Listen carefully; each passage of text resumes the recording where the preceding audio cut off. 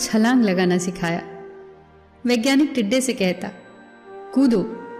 टिड्डा उसकी आवाज़ सुनते ही जोर से छलांग लगा देता। अब वो वैज्ञानिक था तो प्रयोग करना तो बनता ही था। उन्होंने टिड्डे की छलांग पर प्रयोग किया।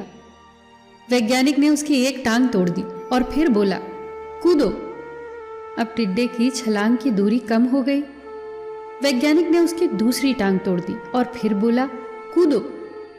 टिड्डे की छलांग और कम हो गई। अब तोड़ी गई उसकी तीसरी टांग। छलांग की दूरी और कम हो गई।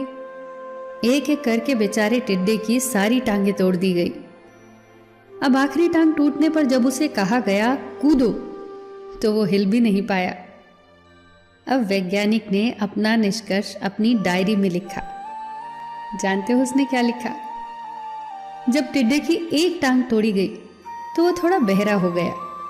जब उसकी दूसरी टांग तोड़ी गई तो वो और बहरा हो गया।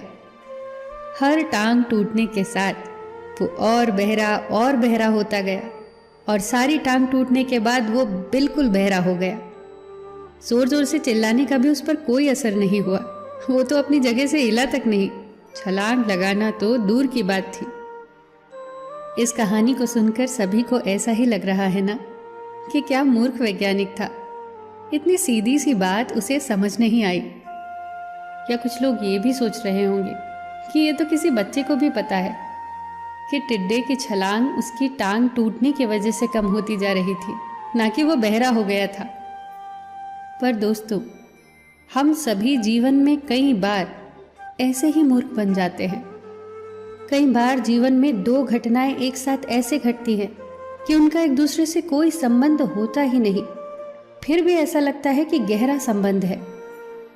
कभी कभी दिखता कुछ और है, हमें समझ कुछ और आता है और वास्तव में होता कुछ और है। इसीलिए अगर पछताना नहीं है तो जीवन में जल्दबाजी में कोई निर्णय न ले।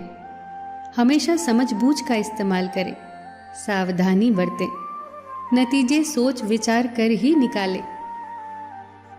दोस्तों, आपको ये छोटी छोटी कहानियाँ और उनकी सीख कैसी